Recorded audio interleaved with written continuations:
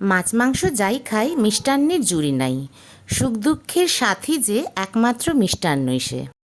সত্যি বলতে কি, যে কোনো সময় বা কিছু খাওয়ার পরে বা বিনা কারণেই কিন্তু মিষ্টি খাওয়া যায়। আর যদি এরকম ডিফারেন্ট টাইপের মিষ্টি বাড়িতে মাত্র 15-20 মিনিটে রান্না করা যায়, তবে তো আর কোনো কথাই নেই। আমি ইপসিতা, দ্য হানি কিচেনে আপনাদের অনেক স্বাগত। আজ আমি বানাচ্ছি পাইনাপেলের ক্ষীর। আমি এখানে একটা পাইনাপেলের হাফের একটু বেশি নিয়ে নিয়েছি। আমি এখানে ফ্রেশ পাইনাপেল নিয়েছি। যদি আপনারা ক্যান বা ফ্রোজেন কিনে বানাতে চান তাও কিন্তু বানাতে পারেন। প্যানে 1/2 লিটার মতন জল দিলাম আর সাথে দিয়ে দিলাম কিছু এলাচ। এলাচগুলো কিন্তু ফাটিয়ে নিতে হবে। আর দিয়ে দিলাম চিনি। আমি 1/2 কাপের একটু কম চিনি দিয়েছি।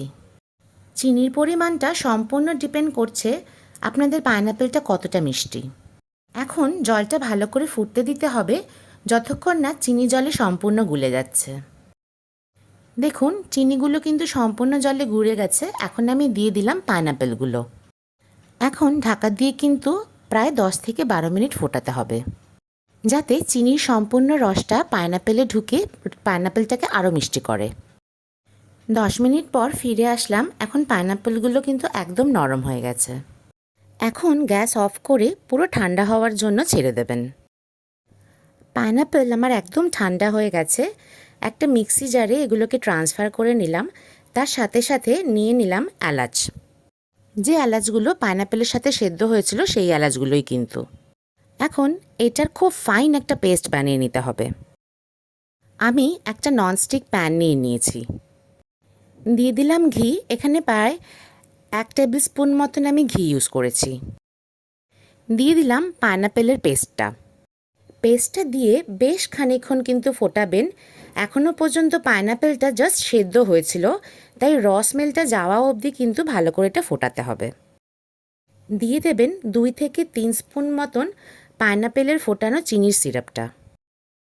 2-3 মিনিট মতন ফুটলেই দিয়ে দেবেন দুধ। আমি এখানে 1/2 কাপ মতন দুধ নিয়েছি। দুধের সাথে পাইনাপেলটা কিন্তু খুব ভালো করে আপনাদের ফোটাতে হবে।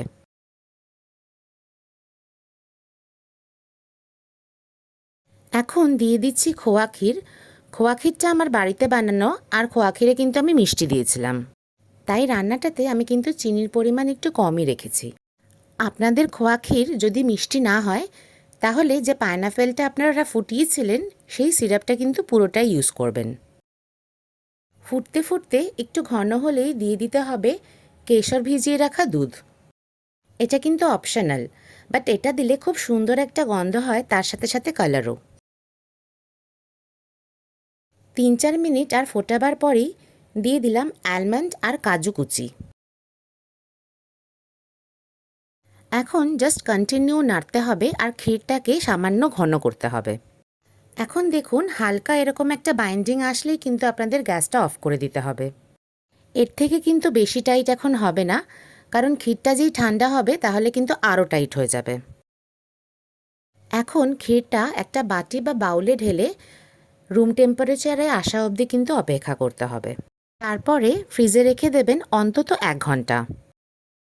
যখন সার্ভ করবেন তখন ফ্রিজ থেকে বার করবেন আর ওপরে আপনাদের পছন্দ অনুযায়ী গার্নিশ করবেন।